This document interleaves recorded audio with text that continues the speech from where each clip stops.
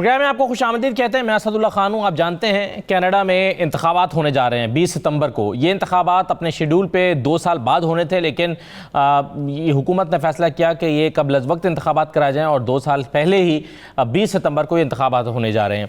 Early elections क्यों हो रहे हैं, इसके पीछे क्या वजूहात हैं, ये कैसा फ़ैसला है, इससे क्या फ़ायदा हासिल होगा, ये रूलिंग पार्टी इससे क्या हासिल करना चाहती है, जो अपोजिशन पार्टीज़ हैं वो इसको किस तरह से देख रही हैं, और फिर आवाम इस फैसले को कैसे देख रहे हैं और इस वक्त सर्वेज़ क्या कह रहे हैं। ये वो तमाम मौज़ूआत हैं जिस पर आज के प्रोग्राम में हम गुफ्तगू करेंगे। मेरे साथ फयाज़ वलाना साहब मौजूद हैं, सीनियर तज्ज़ियाकार हैं। फयाज़ वलाना साहब, आपको खुशामदीद प्रोग्राम में। सलमा जाहिद साहब हमारे साथ मौजूद हैं, आपका ताल्लुक लिबरल पार्टी से है, और नदीम अकबर साहब हमारे साथ मौजूद हैं जिनका ताल्लुक कंजर्वेटिव पार्टी से है। सबसे पहले तो मैं आप सबको खुशामदीद कहता हूँ, और सलमा साहबा, मेरा पहला सवाल आपसे ये है, आपके ख्याल में ये फैसला किन बुनियादों पर किया गया है, क्यों अर्ली इलेक्शंस के लिए गई है हुकूमत? देखिए जी, 2019 में जब हमें मैंडेट मिला था, 2019 के इलेक्शन के बाद नो वन न्यू कि भाई we will get into a pandemic, और things have changed drastically since after 2019 election. We have done our best to make sure that we had the back of all the Canadians in this pandemic. हम लोगों ने pandemic के दौरान families को सर्व के through तकरीबन 9 million Canadians की job जो है लॉस हुआ था जब ये पहला लॉकडाउन हुआ था। हम लोगों ने सर्व का प्रोग्राम लॉन्च किया जिसके थ्रू उनको सपोर्ट दी कि भाई वो अपने रेंट पे कर सकें, they can buy food for their families. इसके अलावा हमने बिजनेसेस को सपोर्ट दी through wage subsidies, rent subsidy और बिजनेस लोन्स। और मैं बहुत सारे बिजनेस मेरी राइडिंग में है, स्मॉल बिजनेसेस स्पेशली। जब मैं उनसे बात करती हूँ तो इन्हीं प्रोग्राम्स की वजह से they have been able to be open.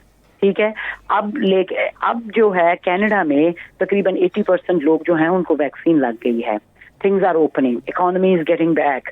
तो ये अब बहुत जरूरी था इस वक्त कि भाई कैनेडियंस को ये मौका दिया जाए कि उनकी से हो कि what type of a Canada they want to build back, क्योंकि पेंडेमिक के बाद चीजें बहुत सारी चेंज हो गई हैं। मैं आपको बताऊं, मैं स्टैंडिंग कमेटी में बैठती हूँ स्टेटस ऑफ वुमेन की, और हम लोगों ने एक्सपर्ट से सुना है कि भाई कोई इकोनॉमिक रिकवरी के लिए शी रिकवरी बहुत जरूरी है। दैट वाज वेरी क्लियर कि भी इकोनॉमिक रिकवरी कभी नहीं हो सकती अगर शी रिकवरी नहीं होगी।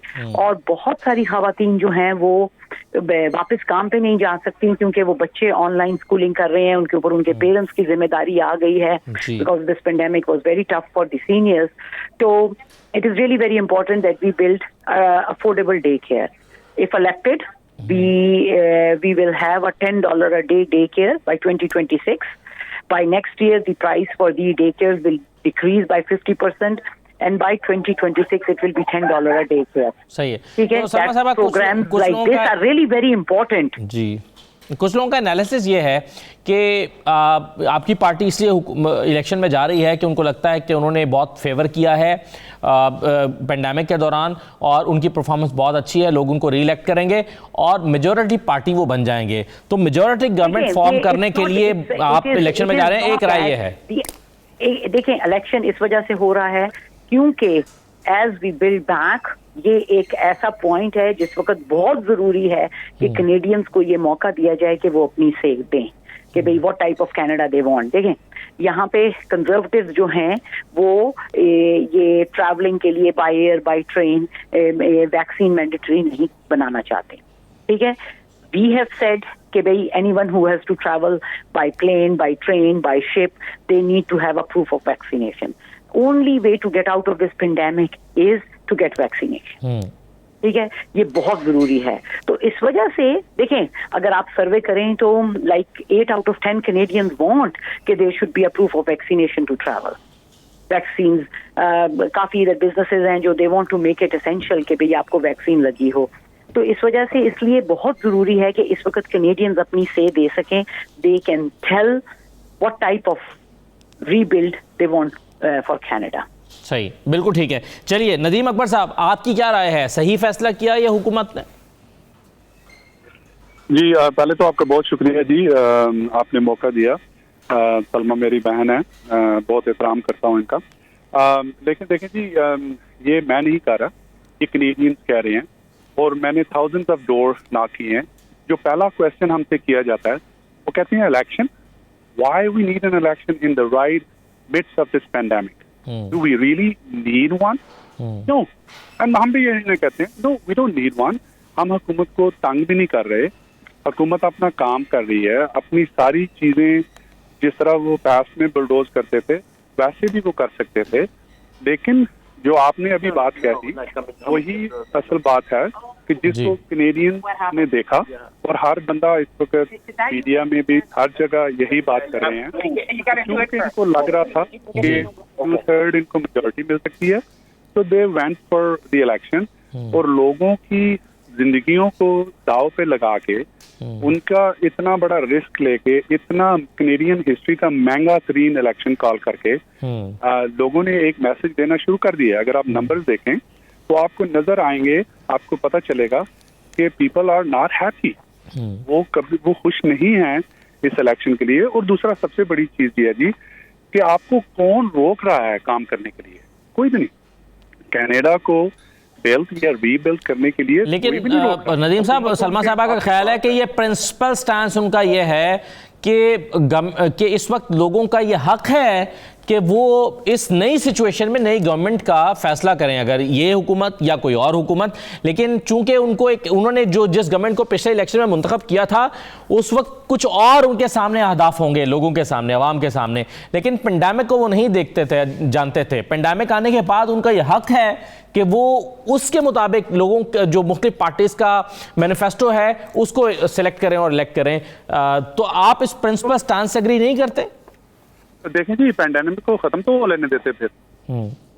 Right in the midst of pandemic आपको ये बात याद आ गई कि लोगों को हम दोबारा मौका दें कि जी हमें वो चुने या ना। आपको चुना हुआ है लोगों ने, आपके पास हुकूमत है, आप लोगों को अपने प्रोग्राम बताएं, आप लोगों को बताएं कि ये वाली चीजें हैं जो हम करने जा रहे हैं, we want to rebuild it, और दैट्स व्हाई वी। अगर फिर वहां पे आपको अपोजिशन रोकती है, अगर वहां पे आपको अपोजिशन रुकावट डालती है, then you go back to the Canadians and you tell them that look, हम तो ये करना चाह रहे हैं, हमें करने नहीं दे रहे। आपको तो कोई रोक ही नहीं रहा।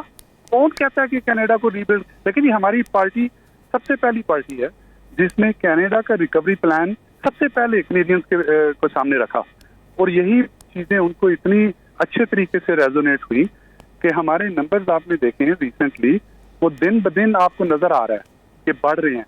और ये चीज इसीलिए अभी तक, देखिए 2-2.5 वीक हो गए हैं इलेक्शन के अनाउंसमेंट में, अभी तक ये बात लेजिटिमेट नहीं हो सकी, और कैनेडियन इस बात को एक्सेप्ट नहीं कर रहे फ्रॉम द गवर्नमेंट साइड कि हमें इलेक्शन कॉल करना चाहिए कि नहीं।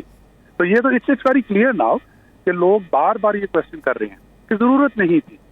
सही है। चलिए एक न्यूट्रल ओपिनियन भी लेते हैं। फयाज वलाना साहब हमारे साथ मौजूद हैं।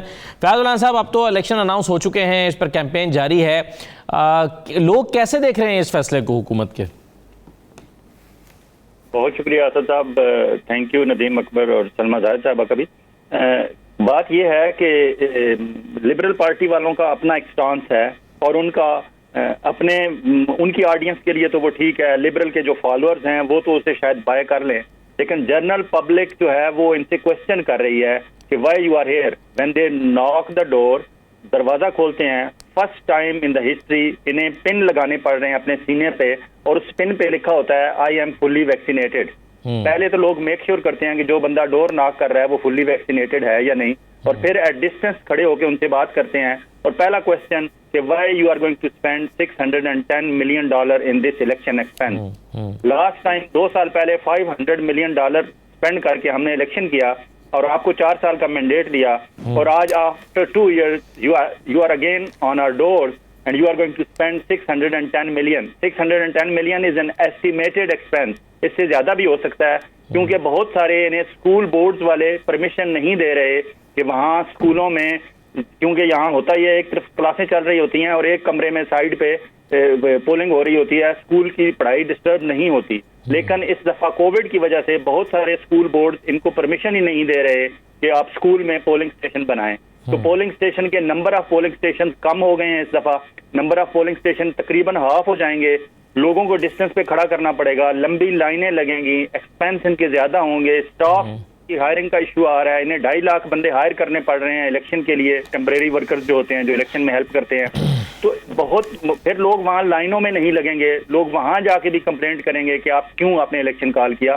तो लोग अनाइड तो हैं लिबरल से, लेकिन लिबरल वाले जो बात मैं कह सकता हूँ, शायद ये लोग नहीं कह सकते, वो सीधी बात ये है कि इन्होंने जब लोगों में पैसे बांटे थे, सब लोगों को इमरजेंसी रिलीफ दिया था, लोगों को 2-2 हज़ार पर मंथ हर अर्नर को दिया था, और किसी घर में अगर 3 अर्नर थे तो उन्होंने $6,000 महीने का लिया, किसी में 4 अर्नर थे तो उन्होंने $8,000 पर मंथ गवर्नमेंट से हेल्प ली ड्यूरिंग कोविड।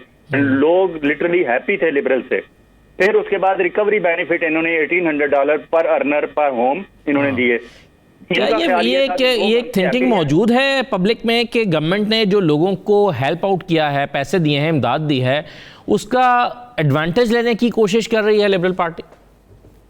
बिल्कुल, ये लोगों में ये सेंस मौजूद है, और इन्होंने इसलिए किया था, ये आज से 6 महीने पहले इलेक्शन करना चाहते थे, मार्च अप्रैल में, लेकिन इनके इंक्लूडिंग हमारी बहन सलमा जायद और हमारी बहन इकरा खालिद समेत 60-70 ऐसे सिटिंग इनके लिबरल के मेंबर पार्लियामेंट थे जिनके 6 साल का टेन्योर अक्टूबर 19 को पूरा हो रहा है, और अक्टूबर 19 को 6 साल इनकी पार्लियामेंट्री सर्विस के पूरे होंगे, तब ये इनकी for rest of their life they are going to be eligible to get pension.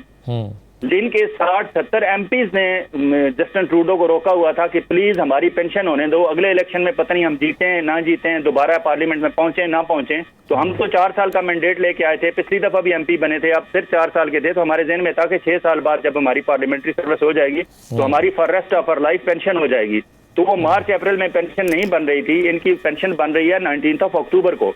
अब 20 सितंबर को इलेक्शन इसलिए उन्होंने अनाउंस किए हैं क्योंकि 20 सितंबर को इलेक्शन होने के बाद भी 1 मंथ ये पार्लियामेंट्री सर्विस में इनकी जॉब रहती है, क्योंकि इन्हें चार्ज आगे देना होता है और चीजें क्लोज करनी होती है, तो इनकी 1 मंथ आफ्टर इलेक्शन की सर्विस होगी, पेंशन तो सिक्योर हो जाएगी। अक्टूबर को ये एलिजिबल हो जाएंगे पेंशन के।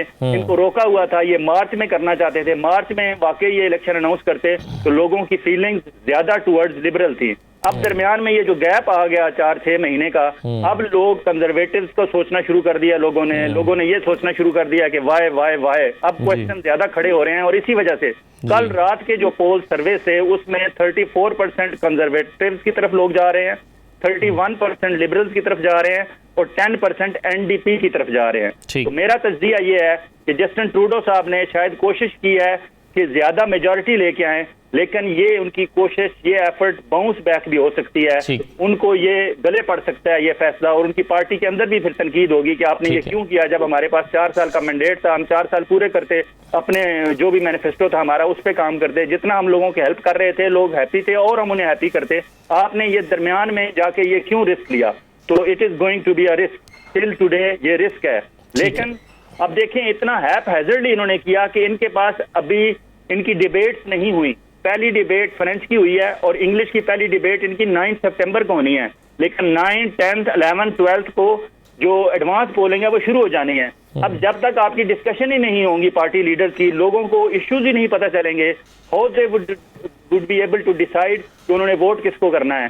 ये इतना हैप हैजर्डली किया है, मुझे लगता है ये बाउंस बैक हो जाएगा। शायद एनडीपी इसमें और पहले से भी 2, 4, 6 सीटें ज्यादा ले जाए, या एनडीपी वालों ने एक और इस दफा स्मार्ट मूव किया है, उन्होंने अनाउंस कर दिया है कि इलेक्शन जीतने के बाद it's not necessary for us कि हम अगली गवर्नमेंट मेकिंग में लिबरल के साथ जाएं, हम किसी के साथ भी जा सकते हैं। इट मीन कि वो कंजर्वेटिव की सपोर्ट अपना रास्ता खुला रखा हुआ है उन्होंने। ठीक है, बिल्कुल सही है, उन्होंने रास्ता खोला इसलिए रखा है ताकि हमारा वोटर जो है वो कंफ्यूज ना हो। जी बिल्कुल सही है। चलिए, इसका अब ये जो बातें आपने की हैं और नदीम साहब ने की हैं, सलमा साहबा से इसका जवाब लेते हैं, मगर एक छोटा सा ब्रेक ले लें, वापस आते हैं।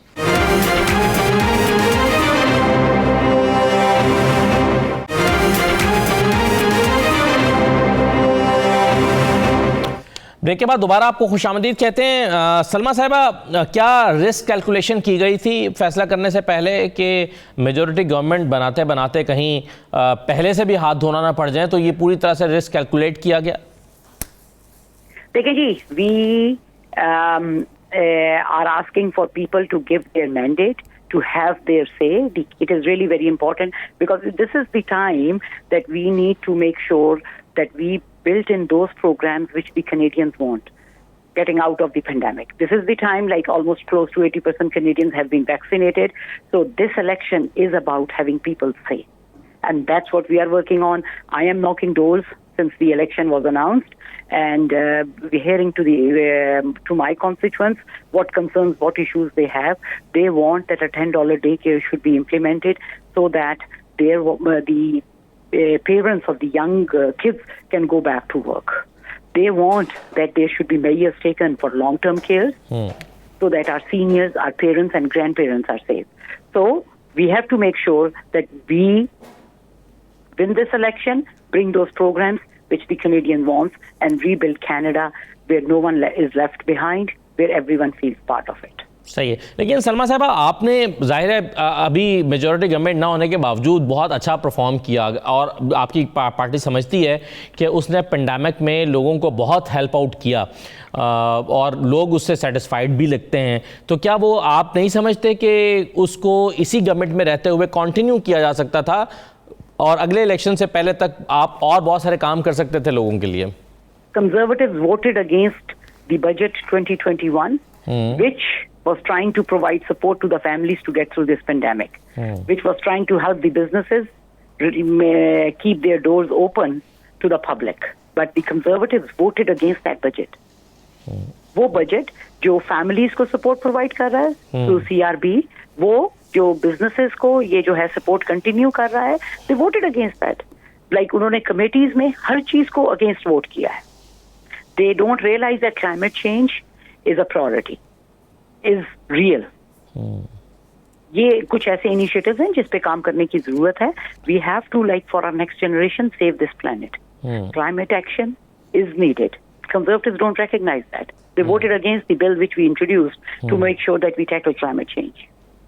So it is really very important that now, at this stage, when we are getting out of this pandemic, when almost close to 80% people Canadians have been vaccinated, they are on the top countries when it comes to the vaccination rates among the G7 and G20 countries.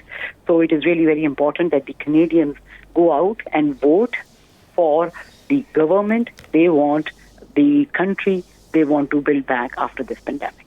सही है. One more question, मुझे ये बताइए कि ये जो लोगों का सवाल है जो अभी फयाज रज़ा साहब ने पूछा कि $610 मिलियन आप खर्च कर रहे हैं एक ऐसे वक्त में कि जब यही पैसे लोगों की फलाह बहबूद पे, उनकी पेंडेमिक में उनकी हेल्प पे खर्च होने चाहिए, और ऐसे वक्त में आप जबकि गवर्नमेंट के पास पहले ही पैसे कम हों. इस वक्त we too, when the pandemic hit, when the lockdowns happened, the first thing which the Prime Minister said that we have the back of the Canadians and we will have their back as long as they need it. So जब तक ये programs Canadians को जरूरत होंगे, जब तक businesses को help की जरूरत होगी, it is like our promise that we will have the back of all the families, we will have the back of all the businesses and continue providing support to them and make sure that the health and safety is not put at risk. See, अभी जो है ये schools खुलने हैं, 12 साल से बच्चे कम जो हैं उनको भी वैक्सीन नहीं लगी. So it is really very important that we take those measures to make sure that everyone is safe. ठीक है, थैंक यू. नदीम अकबर साहब, आपने सलमा साहब की बात सुनी. उन्होंने कहा कि कंजर्वेटिव्स ने लिबरल्स के हाथ बांध दिए थे. वो क्या करते, मतलब वो बजट को सपोर्ट नहीं मिल रही थी, वो जो इनिशिएटिव्स लेना चाह रहे थे वो ले नहीं पा रहे थे, तो उनके पास कोई रास्ता नहीं बचा था. उनकी बातों से अंदाज़ा होता है. तो आपने क्यों सपोर्ट नहीं किया गवर्नमेंट को अगर वो अच्छे इनिशिएटिव लेना चाह रही है, लाइक वो बजट में जैसे, और फिर वो डे केयर के हवाले से बात कर रही थी? देखिए जी, डे केयर की बात अगर करें तो ये पिछले 10 सालों से ये अनाउंसमेंट हो रही है, लेकिन नेवर बीन इम्प्लीमेंटेड. ठीक है जी, ये आज का प्रॉमिस नहीं है, ये बड़ा पुराना इनका प्रॉमिस है जो इन्होंने पिछले 6 साल भी इनको मिले. तो आप लोगों ने ये इम्प्लीमेंट क्यों नहीं किया? किसने रोका हुआ था? और जहाँ तक बजट की बात है, बजट तो अप्रूव हो गया ना जी, वो तो बात खत्म हो गई. हमने जो अपनी सजेशन दी थी इन्होंने नहीं मानी. हमने कहा था ये कैनेडियंस को ये इन साइट्स पे उनको हेल्प चाहिए. स्मॉल बिजनेस इस वक्त स्ट्रगल कर रहा है, उनको एम्प्लॉय नहीं मिल रहे, उन्होंने अपनी फैमिलीज को लगाया हुआ है काम पे. हर सेक्टर जो है वो हार्डली हिट हुआ है. और हम ये समझते हैं कि हम इसमें इकट्ठे हैं और हम इकट्ठे रह रहे थे और हम इनके साथ काम करने को तैयार थे. देखिए, कोई भी पार्टी इनको नहीं कह रही कि आप इलेक्शन में जाएं. जहां तक बजट की बात है, बजट अप्रूव हुआ है इनका, ठीक है जी, उसमें इनको पार्टीज ने सपोर्ट किया. वहाँ वो तो क्वेश्चन रहा ही नहीं है. आपके पास बजट आ गया, आपके पास गवर्नमेंट है, आप लोगों की हेल्प करना चाह रहे हैं, कोई भी आपको नहीं रोक रहा. हम तो कहते हैं कि मजीद हेल्प करें. हम तो उन चीजों पे क्रिटिसाइज कर रहे थे जहाँ पे ये हेल्प नहीं कर रहे थे और ये सिर्फ प्रॉमिस कर रहे थे. काम नहीं कर रहे थे, हम वहां पे अपोजिशन का काम है पॉइंट आउट करना, वो हम कर रहे थे। इनको किसी किस्म की कोई रुकावट नहीं थी, ये गवर्नमेंट चल रही थी, गवर्नमेंट कोई एक पार्टी भी नहीं कह रही थी कि आप इलेक्शन में जाएं, ठीक है जी। उसके बाद सबसे बड़ी चीज आप ये कह रहे हैं जी कि हम इलेक्शन में चले गए, कैनेडियंस के पास हम मैंडेट लेने जा रहे हैं, आपने अपना प्रोग्राम ही नहीं दिया। 10-12 दिन हो गए इलेक्शन के, उसके बाद आप अपना प्रोग्राम उनके सामने प्रेजेंट करें। वो द ओनली फर्स्ट पार्टी जिन्होंने कैनेडियंस के सामने अपना कैनेडा रिकवरी प्लान, हमारे लीडर ने बार बार पहले दिन से हमने ये प्लान जो है कैनेडियंस को प्रेजेंट किया, और वो इतना अच्छे तरीके से रेजोनेट हुआ है, जिसकी वजह से अगर आप ये नंबर देखें और अगर आप आने वाले दिनों में आप देखिएगा कि यही आज तक इनको जो एक क्वेश्चन है जी, इसका जवाब नहीं दे सके। हर फोरम पे ये क्वेश्चन रेज हुआ है। लास्ट जो इवन लीडर्स डिबेट हुई है फ्रेंच में, वहां पे भी प्राइम मिनिस्टर का अभी किसी भी न्यूज़पेपर को आप उठा के देख लें तो उनके पास इस चीज का कोई जवाब नहीं था कि ये तुक बनती नहीं थी कि right in the mix of pandemic आप लोगों को मजीद रिस्क में डाल के इतना महंगा इलेक्शन, इतने ज्यादा पैसे खर्च करके आप लोगों को कह रहे हैं कि जी हमें मैंडेट दें, जो मैंडेट आपके पास ऑलरेडी है, ठीक है जी। जो बंदा काम करना चाह रहा हो उसको कौन रोकता जी, काम तो आप कर रहे थे। लेकिन ये जितनी मर्जी लॉजिक देते रहे, लोग भी इस लॉजिक को मानने के लिए तैयार नहीं है। और आई कैन टेल यू कि मैं इवन हमारी जो मेरी अपनी राइडिंग है मिल्टन में, मैंने थाउजेंड्स ऑफ डोर लाख की। एक minute Nadeem Akbar Sahab, sorry to interrupt you. Salma Zaid Sahiba ने जाना है, उनकी मौजूदगी में उनके स्कार्बरो सेंटर में रहने वाले जो लोग हैं उनसे हम अपील कर लें, रिक्वेस्ट कर लें। इस कल के पोल्स जो हैं उसके मुताबिक 47% लोग are in favour of reelecting Salma Zahid Sahiba की पोजीशन बहुत अच्छी है, लेकिन फिर भी हम अपने ऑडियंस से, अपने लोगों से रिक्वेस्ट करेंगे कि आप स्कार्बरो सेंटर के कहीं भी स्कार्बरो सेंटर में अंदर रहते हैं तो इनके लिए वोट करें। अगर आप स्कार्बरो सेंटर इनकी कंस्टिट्यूंसी से बाहर रहते हैं तो प्लीज जाएं और वॉलंटियर करें और इनको सपोर्ट करें, ताकि ये दोबारा री इलेक्ट होकर हमारी पाकिस्तानी निजात बहन जो है दोबारा पार्लियामेंट में पहुंचे। बिकॉज जितने ज्यादा से ज्यादा पाकिस्तानी मेंबर पार्लियामेंट हाउस में होंगे इतना हमारा फायदा है।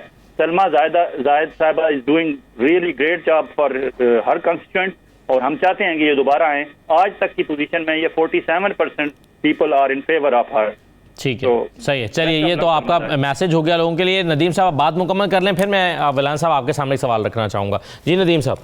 जी बस यही मैं बात कर रहा था जी कि जब आप एक इलेक्शन में जा रहे हैं और आप कैनेडियंस को प्रोग्राम ही नहीं दे रहे तो कैनेडियन कैसे डिसाइड करेंगे। ठीक है, इसी वजह से जो ज्यादातर लोग हैं वो इस बात पे नाराज हैं। इवन मैं बहुत सारे लोगों को मिला जो पास में लिबरल सपोर्टर रहे हैं, वो भी इस चीज से खुश नहीं है और वो भी मोटिवेटेड नहीं है। वलाना साहब ने आपको पूरी तफसील भी बता दी, तो आपको अभी अपने आप को बताना चाह रहा है। अभी मतलब आप जा रहे हैं, लोगों से बात कर रहे हैं, लेकिन ना तो आप बात कर सकते हैं ना मिल सकते हैं। और लोगों के कुछ क्रिटिकल क्वेश्चंस हैं, उसका जवाब नहीं दे पा रहे, आप कह रहे हैं। फयाज वलान साहब, मुझे ये बताइए कि इस अगर वज़ीर आज़म के फैसले के पीछे इंटेंशन ये थी कि हमें मेजॉरिटी गवर्नमेंट हम बना सकें और हमें जो है वो ज़्यादा वोट पहले से मिल जाएं, तो फिर तो इस वक्त डिबेट ये होनी चाहिए थी कि क्या मेजॉरिटी गवर्नमेंट फॉर्म हो रही है या नहीं हो रही। लेकिन आप ये कह रहे हैं कि इस वक्त डिबेट ये नहीं हो रही, डिबेट ये हो रही है कि ये दोबारा आ रहे हैं या नहीं आ रहे। ऐसे ही है या कहीं ये भी डिबेट हो रही है कि मेजॉरिटी गवर्नमेंट बनेगी लिबरल्स की कि नहीं बनेगी? उन्होंने अपने आप को रिस्क में डाल लिया है। आप इनकी एनडीपी की सपोर्ट से ये हुकूमत में थे और ये एनडीपी की सपोर्ट से जान छुड़ाने के लिए ये दोबारा गए हैं कि हमारी अपनी हो जाए, ताकि आइंदा हमें एनडीपी की बैसाखी का सहारा न लेना पड़े, हमारी अपनी गवर्नमेंट हो जाए। लेकिन अब जिस तरह आगे लोगों के क्वेश्चंस खड़े हैं इनके सामने, और पोल्स जो कल तक के पोल्स जो आ रहे हैं, कल के पोल्स में 34% कंजर्वेटिव हैं, लिबरल्स 31% और एनडीपी 10%। तो अभी तो पोल्स में कंजर्वेटिव लीड कर रही है, 3-4% का डिफरेंस आ रहा है। हाँ, अगले 2-3 डिबेट्स जो होनी है पार्टी लीडरशिप की, उस डिबेट के बाद अगर कोई वेव में चेंज आती है, कोई फर्क पड़ता है, तो वो शायद इसे 31 to 34% के डिफरेंस को कवर कर सकें। But NDP is still there at 10%। It means they are going to get almost the same number of seats, और वो सीट्स उनके हाथ में होंगी। और इस दफा उन्होंने कह दिया है कि हम लिबरल और कंजर्वेटिव दोनों में से किसी के साथ भी जा सकते हैं टू फॉर्म द गवर्नमेंट। तो इस वक्त तो उन्होंने अपने आप को बहुत रिस्क में डाल लिया है। उस तरह की मेजॉरिटी नजर नहीं आ रही आज तक के सर्वेज और पोल्स में जिस तरह की वो चाहते थे। फॉर एग्जांपल यहाँ सबसे बड़ा मसला हाउसिंग का है। यहाँ affordable housing is almost impossible in Canada, specially in Toronto and Vancouver और मॉन्ट्रियल। ये ऐसे सिटीज हैं, बड़े सिटीज जहाँ पॉपुलेशन है, जहाँ ज्यादा इनकी सीट्स हैं, जहाँ ज्यादा लोग हैं, ज्यादा वोट हैं, वहाँ लोगों का रहना नामुमकिन हो गया है। फॉरेन इन्वेस्टर्स ने यहाँ भरमार कर दी है और फिर फ्लिपिंग हो रही है और रियल स्टेट एजेंट्स और पूरी एक इंडस्ट्री है वो इतना कुछ कर रहे हैं कि एक आम आदमी और स्पेशली जो हमारी नई फैमिलीज होती हैं, यूथ है, वो तो बिल्कुल सोच भी नहीं सकती कि वो यहाँ अपना घर खरीद सकें और घर रह सकें, और रेंट भी अफोर्डेबल नहीं हो रहा। तो हाउसिंग बहुत बड़ा मसला है। अब वो इस मौके पे जब जस्टिन ट्रूडो और उनकी टीम के लोग कहते हैं कि हम हाउसिंग में ये कर देंगे, वो कर देंगे, वो कर देंगे, बड़ी रोजी पिक्चर दिखाते हैं, बहुत अच्छे प्लान्स लेके आ रहे हैं। लोग कहते हैं कि you were here from last 6 years, अगर आप ये सारे आइडियाज आपके ज़हन में थे तो आपने ये 6 साल पहले क्यों नहीं और अगर ये प्राइस हाइक आई है हाउसेज में तो ये आपके दौर में आई है, it means you are the culprits. तो ये इन सवालों के जवाब देते हुए वो नाकाम हो रहे हैं। इसलिए ये पोल्स, सर्वे पोल्स जो कह रहे हैं कि Liberals are at 31% today and Conservatives are at 34% today. सही है। चलिए, मैं कुछ और सवाल आपके सामने रखना चाहता हूँ। सलमा जाहिद साहब, आपका बहुत शुक्रिया शिरकत करने के लिए। मैं ब्रेक लेता हूँ जी, ब्रेक के बाद वापस आते हैं तो मज़ीद डिस्कशन करते हैं इस मौजू पर। हमारे साथ रहिए।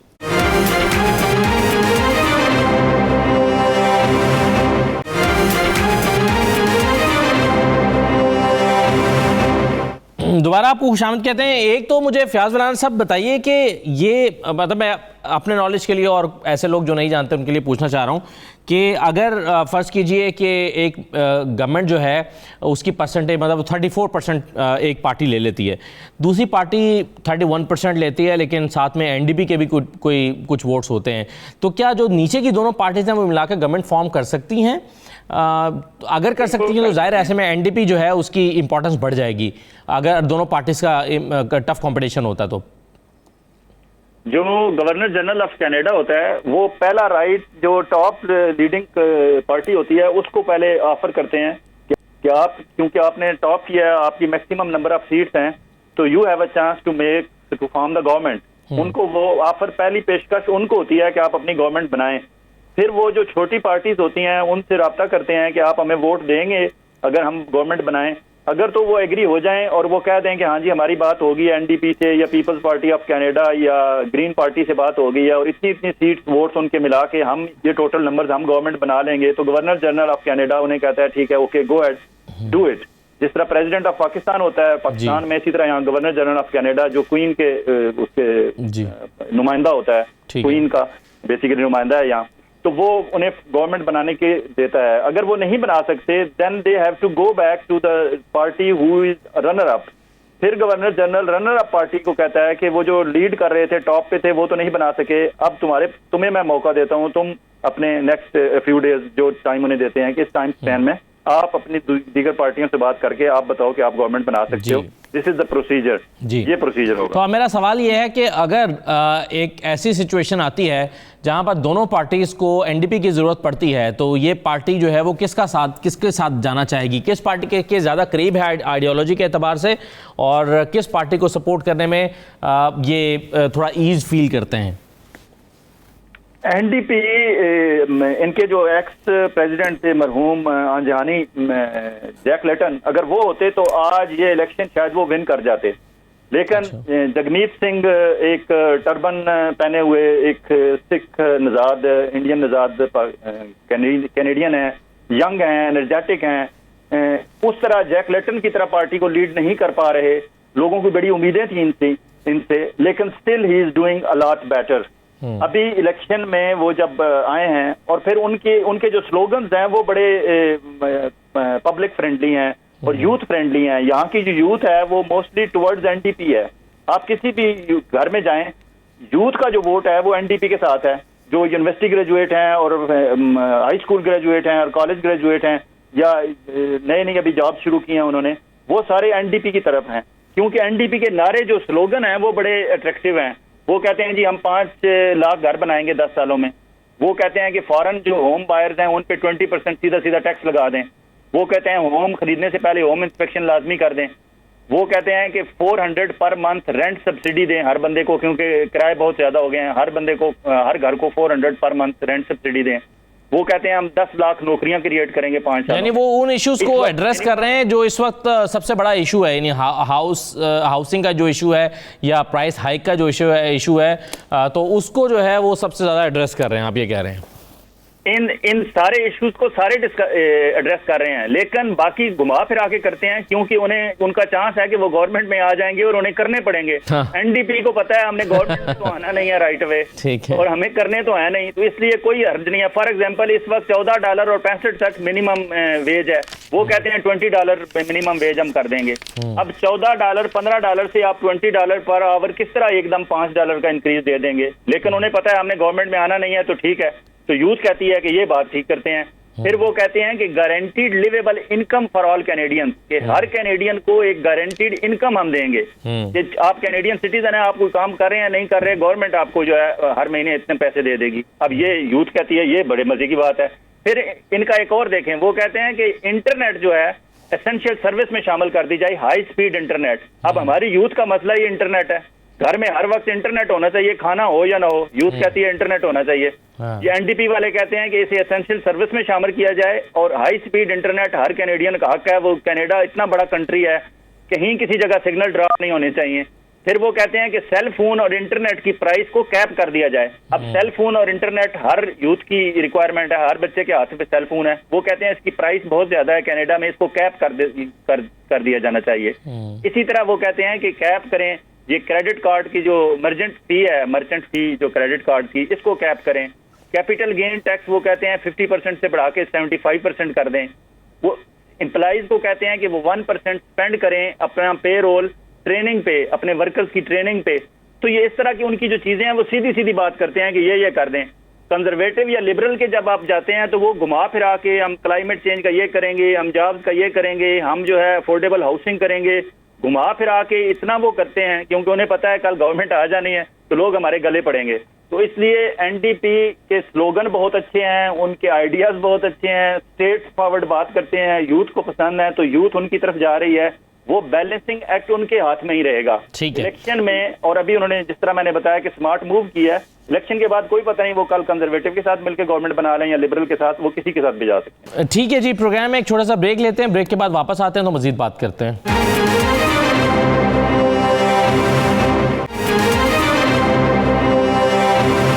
प्रोग्राम में दोबारा खुशामदीद। नदीम अकबर साहब, कंजर्वेटिव्स ने अपना क्या प्लान दिया है, अपना क्या मैनिफेस्टो दिया है आवाम को? देखिए जी, मैं सबसे पहले भी मैंने बात की कि conservative is the only party जिन्होंने डे 1 जब इलेक्शन अनाउंस हुआ है तो हमने अपना पूरा प्रोग्राम जो है, पूरा प्लान वो कैनेडियन के सामने प्रेजेंट किया। ठीक है, उसमें मेजर जो चीजें हमने रखी हैं कि we will secure 1 million jobs जो हमने पैंडेमिक के दौरान लूज किए हैं, उनको विद इन 1 ईयर हम उसको रिकवर करेंगे। We will secure the accountability by enacting a new anti-corruption law to clean up the mess in Ottawa. अगर आप थोड़ा सा हिस्ट्री में देखें तो आपको नजर आएगा कि ऑटवा में जो काफी ज्यादा केसेस बने थे करप्शन के हवाले से, अगर आप बात करें तो एथिक्स कमेटी ने काफी दफा प्राइम मिनिस्टर को बुलाया और काफी ज्यादा चीजें हुई, तो हम उस पर कानून साजी करेंगे। सबसे बड़ा जो इस वक्त इश्यू था जी पैंडेमिक के दौरान, वो मेंटल हेल्थ है। हम ये कहते हैं कि mental health is the health. उस पे हम एक एक्शन प्लान हमने प्रेजेंट किया कैनेडियंस के सामने, और उसमें मैं थोड़ा सा जिक्र ये भी कर लूँ कि मेरी वाइफ जो हैं वो भी she is a child psychiatrist working in one of the hospital here in Brampton. तो जितना ज्यादा हिट हमारी यूथ और जो लोग घरों में रहे हैं, बंद रहे हैं ड्यूरिंग पैंडेमिक, उन पे उनकी मेंटल हेल्थ पे जितना इशू आए हैं उन सब को डील करने के लिए हम एक पूरा हेल्थ एक्शन प्लान प्रेजेंट किया है। तो सबसे बड़ी बात यह है कि कैनेडियन को हमने बताया है कि we will secure the country by creating the strategic stockpile of essential product. अगर आपको याद हो तो पैंडेमिक जब हिट हुआ तो हमारे पास कनाडा के पास ना तो कोई वैक्सीन थी, ना हमारे पास एनफ जो पीपीई थे जो लोगों को दिए जाते। कभी हम इधर मांग रहे थे, कभी हम उधर मांग रहे थे, फिर एंड अप मौलाना साहब आपको बेहतर बता सकते हैं विद द नंबर्स कि हमने वैक्सीन भी महंगी लेनी पड़ी, मुख्तलिफ कंपनीज के साथ कॉन्ट्रैक्ट हो रहे हैं, वो वहाँ पे जितनी वो प्रॉब्लम्स आए, और हमने कनेडियंस को सफ़र करना पड़ा बहुत ज़्यादा इस सारे चक्कर में। तो हमने ये प्रेजेंट किया है प्लान कि वी विल मेक श्योर कि खुदा न खास्ता अगर इस तरह की कोई आफत दोबारा आए तो हमें उसके लिए तैयार रहना चाहिए, क्योंकि पिछले 6 साल में इनकी गवर्नमेंट थी और ये तैयार नहीं थे इस तरह के किसी भी जो पैंडेमिक के हवाले से। सबसे बड़ी चीज़ ये है कि जब भी कंजर्वेटिव की गवर्नमेंट बनती है तो वो हमेशा जो इकोनॉमी को वो प्रेफर करते हैं, और वो इसमें भी हमने एक प्लान प्रेजेंट किया है कि we will balance the budget over next decade, ठीक है। और जिस तरह मौलाना साहब अभी बात कर रहे थे कि देखें जी, हमने जो प्लान कैनेडियंस को प्रेजेंट किया है उसमें बड़ी डिटेल के साथ हमने हर चीज को कवर किया, you name anything including climate change, including everything, हमने उसको इसमें अपने प्लान में कैनेडियंस को प्रेजेंट किया है और हमने उसको टच किया। हमने बताया कि अगर हमारी गवर्नमेंट बनती है इंशाल्लाह तो these are the thing will be working, और उसके बाद फिर कैनेडियंस को ये हमारी चीजें इतनी अच्छे तरीके से रेजोनेट हुई हैं। मौलाना साहब से आप इस पे मजीद जो है वो अपनी ओपिनियन ले सकते हैं कि अगर इलेक्शन से पहले के आप नंबर देखें और इलेक्शन के बाद आज के नंबर देखें, मौलाना साहब आपको थोड़ी सी एक करेक्शन कर दूं कि आज के नंबर्स इवन सम पोल्स जो है वो 38-37 के करीब हमें दिखा रहे हैं कि कंजर्वेटिव के जो है पोल वो 5-6 पॉइंट का फर्क जो है वो लिबरल्स के साथ आ गया। और उसकी रीजन यही है कि जो कैनेडियंस हैं वो हमें देख रहे हैं कि ये सीरियस लोग हैं, ये वो लोग हैं जो डे 1 को रेडी होंगे इन चीज़ों को हैंडल करने के लिए। और हमारे जो करंट लीडर हैं एरन ओटूल साहब, उनको वो बड़े गौर से सुन रहे हैं और उनकी बातें उनको समझ भी आ रही हैं, और इसीलिए उनकी रेटिंग भी अगर आप देखें तो he is the preferred Canadian prime minister currently, तमाम पोल्स उनको शो कर रहे हैं। और यही वो चीज़ें जो हम कैनेडियंस को लेके गए हैं, और ये इतने अच्छे तरीके से रेजोनेट हो रही हैं कि लोगों को समझ आ रही है कि ये सीरियस लोग हैं। और again coming back to my own riding, यहाँ पे भी मौलाना साहब आपको तफसील से बताएंगे क्योंकि ये डेमोग्राफिक को और सारी चीज़ों को बड़े अच्छी तरीके से समझते हैं कि यहाँ पे लोगों के साथ जब मैं मिल रहा हूँ, मैं बात कर रहा हूँ, तो उन्हें लग रहा है कि ये एक ऐसा बंदा है जो प्रैक्टिकली चीज़ों को लेके और उनको अच्छे तरीके से हैंडल करके उनको प्रेजेंट कर सकता है। इसीलिए हमारे पास दिन ब दिन हमारी इतनी ज़्यादा सपोर्ट बढ़ रही है। इवन जो हमें डेली लॉन्च टाइम रिक्वेस्ट आ रही हैं वो हमारे लिए हैंडल करना मुश्किल हो रहा है कि every single day we are getting emails, people are calling us कि हमारे अभी तक लॉन्च टाइम क्यों नहीं लगा। तो ये वो चीज़ें हैं जो आपको नज़र आ रही हैं कि लोग आपके साथ आना चाह रहे हैं, लोग आपको चांस देना चाह रहे हैं। ठीक है, बिल्कुल सही है। मौलाना साहब अब वक्त कम रह गया, मैं चाहूँगा कि वो सवाल जो आपने खुद ही उठाया था उसका भी जवाब आ जाए।